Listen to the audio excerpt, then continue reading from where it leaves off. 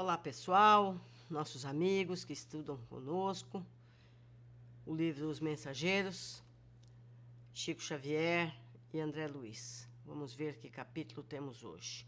Hoje é o capítulo 24. Prece de Ismália. Dentro de poucos instantes, reuníamos-nos de novo ao grupo. O administrador fez um sinal luminoso em forma triangular e observei que todos os cooperadores se puseram em pé em atitude respeitosa.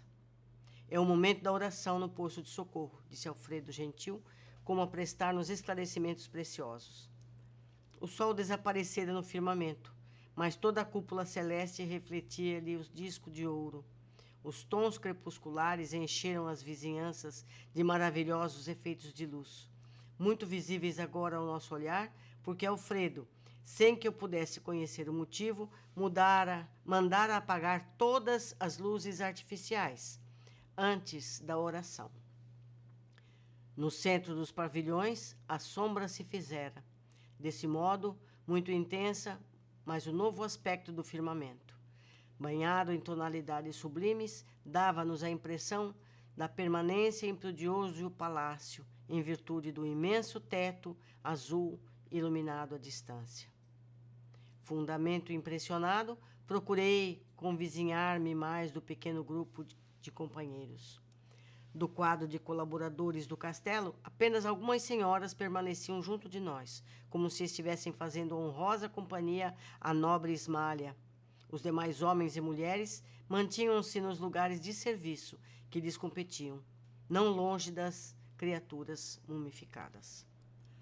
Notei que, embora instado, Aniceto esquivou-se à chefia espiritual da oração, alegando que, por direito, essa posição cabia à devotada esposa de Alfredo.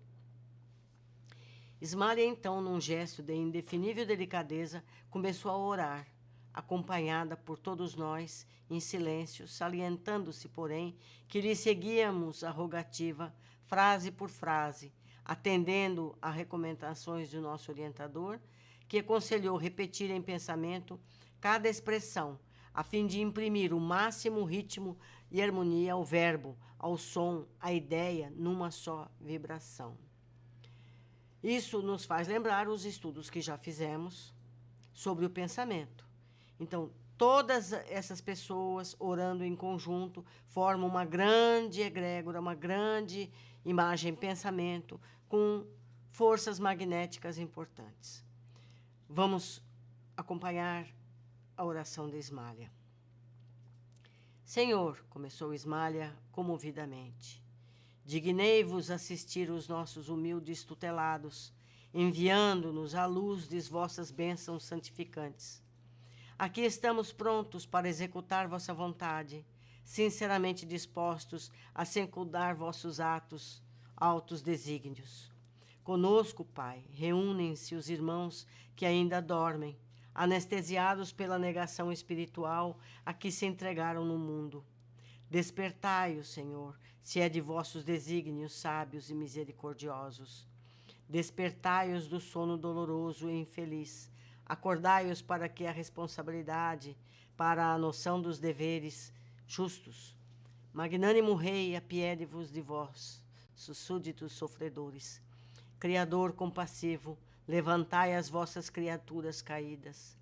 Pai justo, desculpai vossos filhos desventurados. Permiti caia o orvalho do vosso amor infinito sobre o nosso modesto posto de socorro. Seja feita a vossa vontade acima da nossa, mas, se é possível, Senhor, deixai que os nossos doentes recebam um raio vivificante do sol da vossa bondade. A voz de Ismália penetrava-me o recesso do coração. Observando-a por um momento, reparei que a esposa de Alfredo se transfigurara. Luzes diamantinas irradiavam de todo o seu corpo, em particular do tórax, cujo ânimo parecia conter misericordiosa lâmpada acesa. Em vista da ligeira pausa que imprimia a oração, observei a nós outros, verificando que o mesmo fenômeno se dava conosco, embora menos intensamente. Cada cal parecia ali apresentar uma expressão luminosa, gradativa. As senhoras que acompanhavam a Ismália estavam quase semelhantes a ela, como se trajassem soberbos costumes radiosos em que predominava a cor azul. Depois delas, em brilho, vinha a luz de aniceto, de um lilás surpreendente. Em seguida tínhamos Alfredo, cuja luz era um verde suave e sugestivo, sem grande esplendor. Depois dele vinham alguns servidores ostentando na fronte claridades sublimes, expressas em variadas cores, e logo após, Vicente e eu mostrávamos fraca luminosidade, a qual, porém, nos enchia de júbilo intenso, considerando que a maioria dos cooperadores em serviço apresentava o corpo obscuro, como acontecera na esfera carnal. Com voz pausada e comovedora, Ismália prosseguiu. Temos em nosso lado, Senhor, infortunadas mães que não souberam descobrir o sentido sublime da fé, resvalando imprudentemente nos despenhadeiros da indiferença criminosa.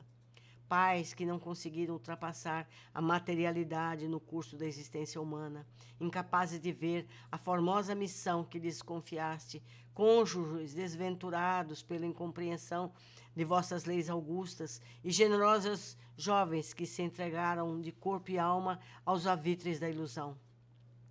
Muitos deles atolaram-se no pântano do crime, agravando débitos dolorosos. Agora dormem, Pai, à espera de vossos desígnios santos. Sabemos, contudo, Senhor, que este sono não traduz repouso do pensamento.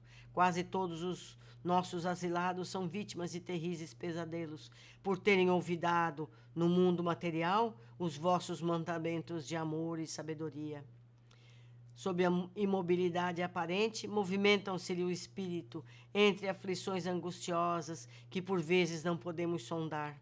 São eles, Pai, vossos filhos transviados e nossos companheiros de luta, necessitados de vossa mão paternal para o caminho.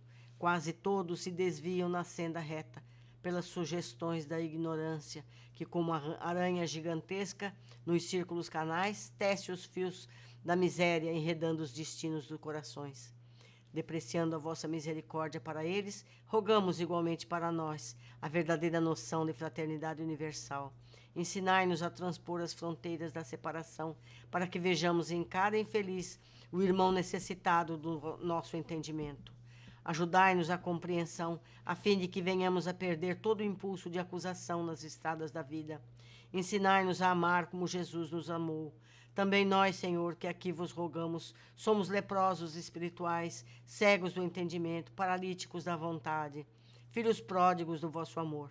Também nós já dormimos em tempos idos, nós postos de socorro da vossa misericórdia. Somos simples devedores, ansiosos de resgatar imensos débitos. Sabemos que vossa vontade nunca falha e esperamos confiantes a bênção da vida e luz. Fizera Ismália nova pausa para a mais longa. Enxuguei os olhos umedecidos de pranto. Suave calor, todavia, possava-se nossa alma, e tão imensa era a nova sensação de conforto que interrompi a concentração em mim mesmo, a fim de olhar em torno, fixando instintivamente o alto. Enxerguei, maravilhado, grande quantidade de flocos esbranquiçados, de tamanhos variadíssimos, a caírem copiosamente sobre nós que orávamos, exceto sobre os que dormiam.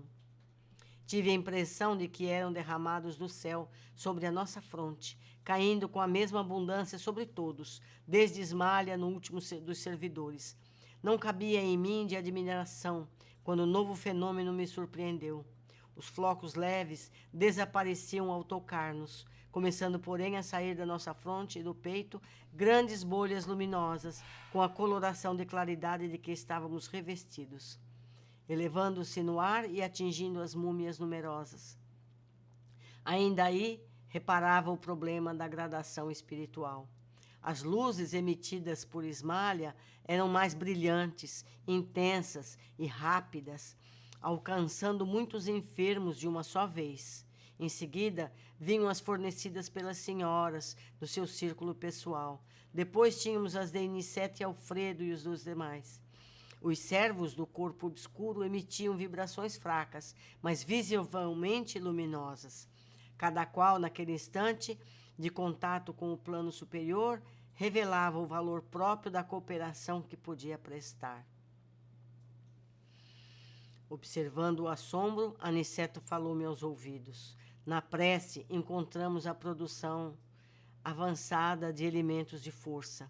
Eles chegam da providência em quantidade igual para todos, os que deem ao trabalho divino de intercessão, mas cada espírito tem a capacidade diferente de receber. Essa capacidade é conquista individual para o mais alto.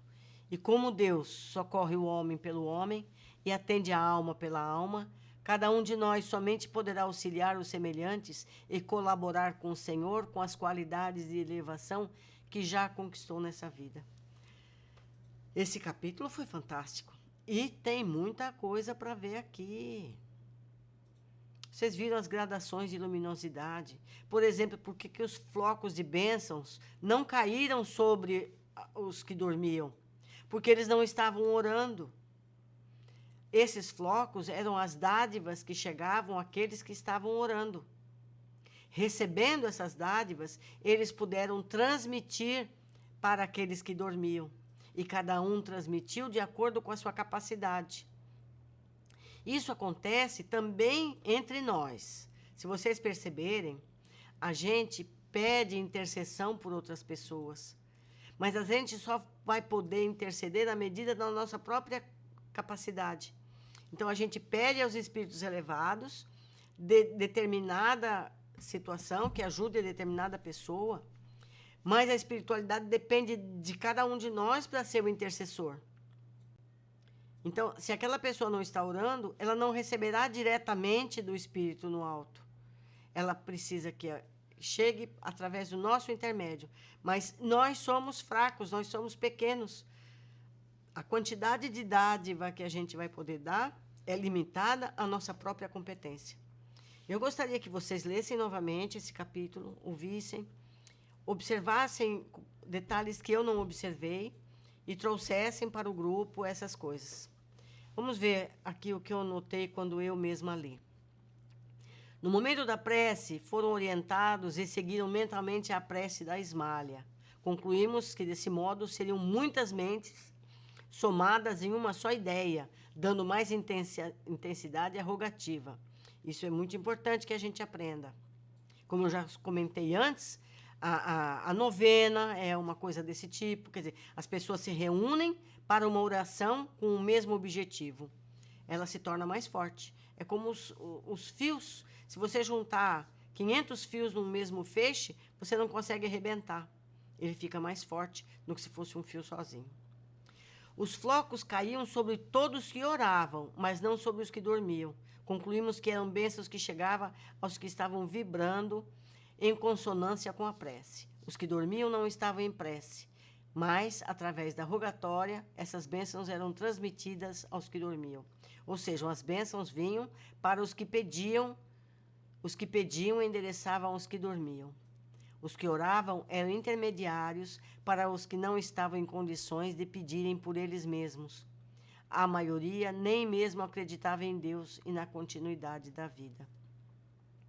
Vimos também que a qualidade e eficiência da transferência dessas bênçãos variava conforme a elevação de cada um. As de Ismália, mais intensas e eficientes que os dos demais. Aniceto explica que todos recebem a mesma quantidade, mas cada um tem capacidade diferente de receber, e cada um só é capaz de doar o que tiver em si, segundo a sua vibração, evolução espiritual. Foi muito agradável esse capítulo, muito rico, muito cheio de ensinamento. Eu espero que vocês tenham gostado e contribuam pessoalmente com o aprendizado, anotando aí na área das observações, para que nós possamos estar com vocês, lendo as opções de vocês, as observações, as situações que vocês viram e que nós deixamos escapar.